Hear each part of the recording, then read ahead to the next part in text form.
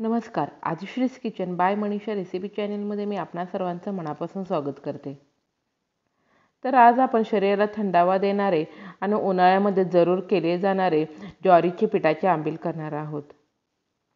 तर आज आपण पारंपरिक पद्धतीने साध्या सोप्या पद्धतीने आंबील करणार आहोत. चला तर वेळ न घालवता लगेच रेसिपीला सुरुवात करूयात. खलबत्त्यामध्ये 2 हिरव्या मिरचीचे तुकडे घालून घेतलेले आहे. हिरवी मिरची तुमच्या तिखटाप्रमाणे कमी जास्त करू शकता. 8 ते 10 लसूण पाकळ्या. लसूण जेवढा जास्त टाकाल ना तेवढा आंबीलला खूप छान टेस्ट येते. आता पाव चमचा जिरे आणि हिरवीगार ताजी टवटवीत अशी कोथिंबीर आणि हे सर्व जिन्नस व्यवस्थित बारीक होण्यासाठी थोडेसे मीठ घालून आपण छानपैकी हे बारीक वाटून घेऊयात. सर्व जिन्नस छानपैकी खलबत्त्यामध्ये वाटून झाल्यानंतर एका बाउलमध्ये साधारणपणे 2 मोठे चमचे मी चाळून घेतलेलं ज्वारीचं पीठ घालून घेतलेलं आहे.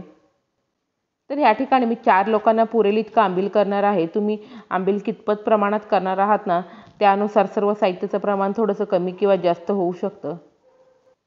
ज्या चमच्याने पीठ घेतलं त्या चमच्याने 1 मोठा चमचा दही आणि साधारणपणे अर्धा पेला पाणी टाकून व्यवस्थित हे मिक्स करून घेऊयात.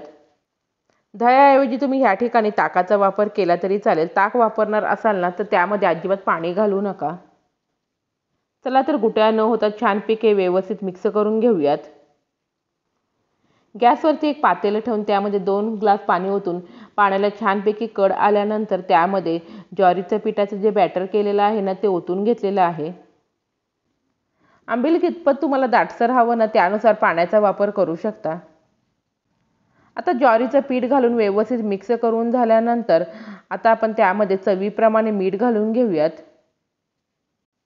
ज्याप्रमाणे आज आपण ज्वारीचं आंबील करणार आहोत ना त्यानुसार तुम्ही नाचणीचं देखील आंबील करू शकता. पाण्यामध्ये ज्वारीचं बॅटर टाकल्यानंतर व्यवस्थित ढवळून घ्यावे, नाहीतर लगेच त्याच्या गुठळ्या होतात. सुरुवातीला खलबत्त्यामध्ये जो आपण मसाला केलेला होता ना तो घालून घेऊन अशा प्रकारे व्यवस्थित तो मिक्स करून घ्यावा. आता मिक्स झाल्यानंतर मध्यम आचेवरती 10 ते 12 मिनिटं छानपैकी आपण हे शिजवून घेणार आहोत.